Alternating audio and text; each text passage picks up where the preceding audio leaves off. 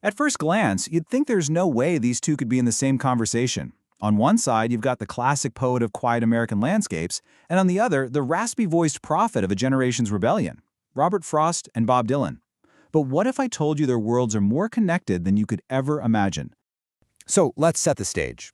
In one corner, you have Robert Frost. He's the master of the printed page, the guy whose poems feel like they were carved right out of New England granite. And in the other corner, Bob Dylan. He's the troubadour, the icon whose art is impossible to separate from his guitar, his voice, and the urgent pulse of his time. So what's the bridge here? What could possibly link these two artistic giants? Well, it's a pretty big one, a Nobel Prize. See, when Bob Dylan won the Nobel for Literature back in 2016, it kind of broke the mold. It forced everybody to step back and ask a really basic question. What even is poetry anymore? And to figure that out, you've got to put the master right next to the rebel. To really get it, we have to start with their blueprints, how they actually built their art. And trust me, this is where the differences are just fascinating. For Frost, his entire philosophy, his whole secret sauce, was this one idea he called the sound of sense. This was how he made old-school structured poetry feel like it was alive and breathing. So what in the world is the sound of sense? Think about it like this. You hear people talking through a closed door. You can't make out the actual words, but you can tell if they're angry or happy or sad just from the rhythm and the tone, right? That's it. Frost believed you should feel the emotion of a sentence from its sound alone, way before your brain even starts to process the words. It was his genius trick for injecting real human speech into very formal, very disciplined poetry. Just listen to this famous line, that repetition, and miles to go before I sleep. It's more than just words, it's a sound. It's a slow, heavy, tired rhythm. It is the feeling of being weary, of having a duty to keep going. The form itself is telling the story. That is the sound of sense in action. Now, Dylan, he took this whole idea and just went in a completely different direction.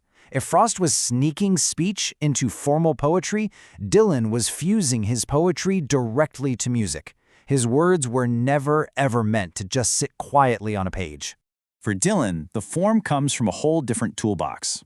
His rhythm isn't coming from some old poetic meter, it's coming from a blues guitar lick or an old folk song.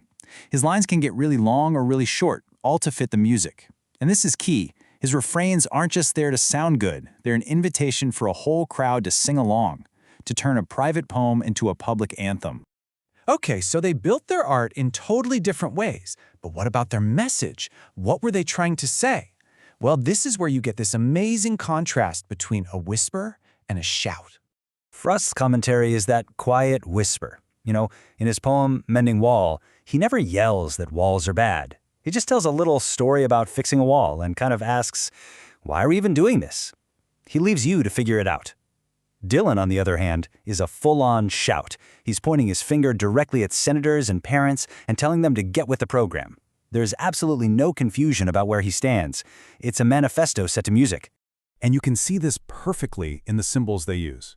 For Frost, a road is about a personal choice, that road not taken. It's an internal thing. For Dylan, a road is the long, hard journey for civil rights. It's an external battle. Snow for Frost might mean quiet isolation. For Dylan, a hard rain is a symbol for an apocalyptic crisis. They're using the same language to paint completely different pictures of the world. Okay, so they were different in form, different in message, but here's where it gets really profound, because underneath all of that, the poet and the troubadour were often walking the exact same path. They were exploring the exact same deep, human truths. Let's start with a feeling we all know way too well. That sense of being an outsider, of being completely and totally alone. So look how they get there. Frost gives us this quiet, almost resigned statement. I have been one acquainted with the night. It's a deep, personal confession. Dylan turns it into a snarling, public accusation. How does it feel to be on your own? It's a private moment versus a public confrontation, but they both absolutely nail that same bone-deep chill of being alienated. They also both stared right into the face of the ultimate human truth, mortality. But how did each of them grapple with the facts that we all die? And again, it's two totally different angles on the same final destination. Frost, in his poem, tells the story of a boy's horrible death almost like a detached news reporter. It's devastating because it shows how coldly and quickly life just moves on. Dylan, though, he puts you right inside the head of the dying man. It's a first-person plea. It's intimate. It's desperate.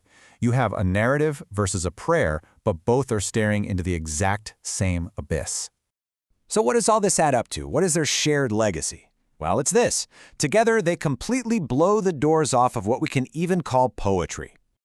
Putting Robert Frost and Bob Dylan side by side proves that poetry isn't just one static thing. It's not some dusty book on a shelf, and it's not just a song on the radio. No, it's way, way bigger than that. Their work gives us this awesome expanded definition. It shows us poetry can be disciplined and formal, like Frost, or it can be fluid and musical, like Dylan.